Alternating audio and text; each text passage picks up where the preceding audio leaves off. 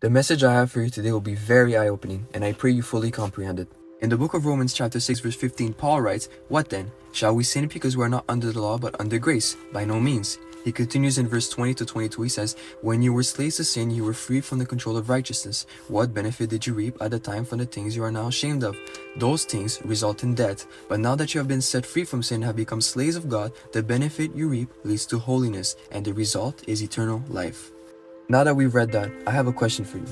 Is your life in an ongoing process leading to holiness? Is your life in an ongoing process leading to holiness? I want you to answer truthfully. Galatians 2:20 states, "I have been crucified with Christ. It is no longer I who live, but Christ who lives in me. The life I now live in the body, I live by the faith in the Son of God who loved me and gave himself for me." Let me say it again. It is Christ who lives in me.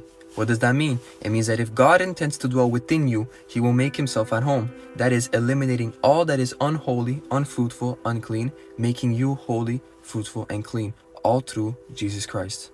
In simple words, he is molding you into the image of his Son. In my previous TikTok message, many were calling me a false teacher for saying that faith without works is dead, which surprised me because I don't believe they understood the purpose of my message. They were saying stuff like, "Oh, but the thief on the cross had no works," and "Oh, Saul was killing Christians when God called him." Now here's my question to them. Let's imagine the thief on the cross survived the crucifixion. Do you believe that he would have continued living in pure sin? Saul, also known as Paul, was killing and persecuting Christians. But when he had the encounter with Jesus Christ, did he continue doing so? I want you to think about it. Here's what we must understand. God will not go against his will to please your sin. Let me say it again. God will not go against his will to please your sin. Therefore, my message to you is, if you can indulge in sin without feeling any guilt, contrition, or sorrow, I want you to ponder who your real father is.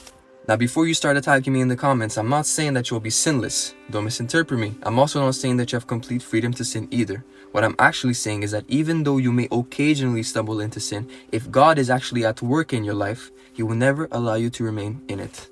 Since salvation has been freely given to us, it is a gift, it is a complete supernatural work of God. This message does not imply that we should work for it. Rather, its main purpose is to demonstrate the marks of a true Christian. Are you a true disciple of Jesus Christ?